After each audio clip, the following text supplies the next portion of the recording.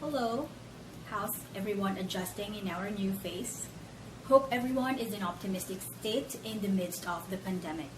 That while we acknowledge the difficulties and challenges that we may be faced with, we remain strong in the faith that we are transitioning towards something better. So anyway, for this episode study, we are using a small data set. So small base, only 10, not within the minimum statistically readable sample count, but that's fine as long as we won't dwell on the rating measurement so much, but more on the quality of the substantiation. After all, we didn't just ask for participation from any passerby. We didn't look for random representatives for, say, one city to get a gauge of how the population of one entire city might perceive or opine a given topic. Rather, we specifically targeted our study participants for their profile qualification.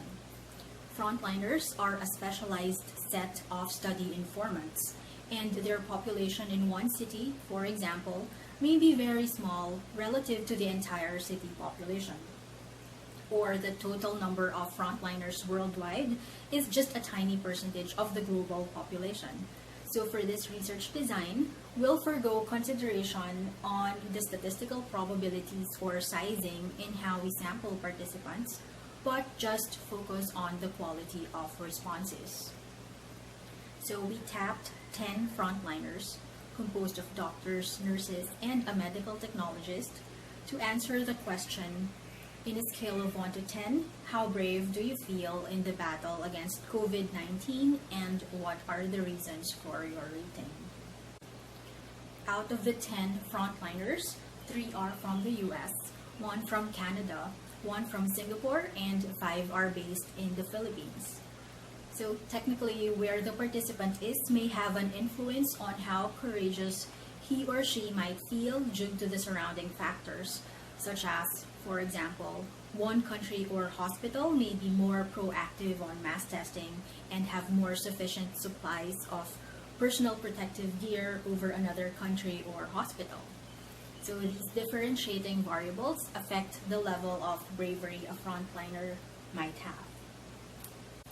But as we're just basing the results presentation from the available data that we have, and due to its small base, we can only get indications as to what the whole picture might be like. Of course, it's not conclusive to say that the findings we have in this study speaks for all of our frontliners everywhere. Okay, so let's look at the responses. Let's start first with the factors that make our frontliners give a low rating for bravery in battling the pandemic. So first, a general fear on an invisible enemy.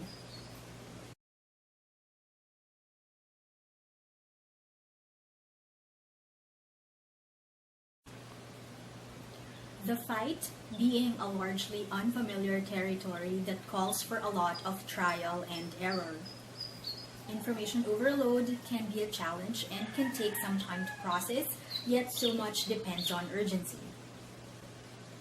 Few cases of oversight that mount to bigger problems.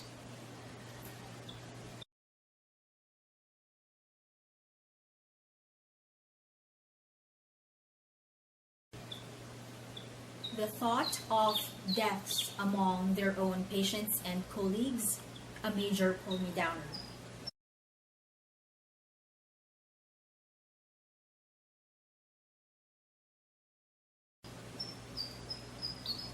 Perhaps the biggest fear, that they potentially bring the disease to their loved ones.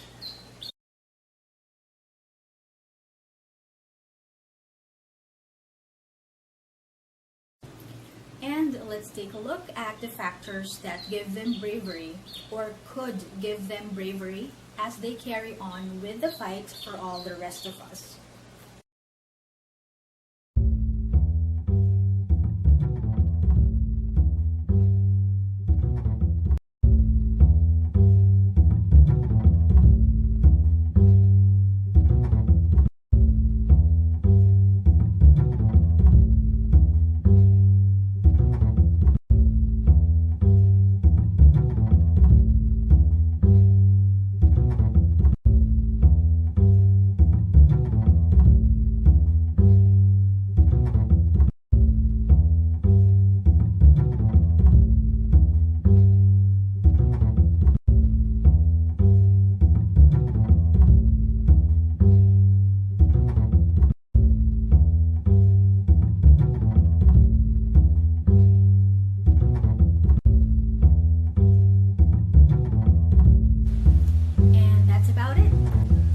episode is a tribute to those that face our unseen enemy and a reminder for others that even if some or most economies are relaxing lockdown measures, let us be mindful of our soldiers who can't stay at home and are most exposed to the risk.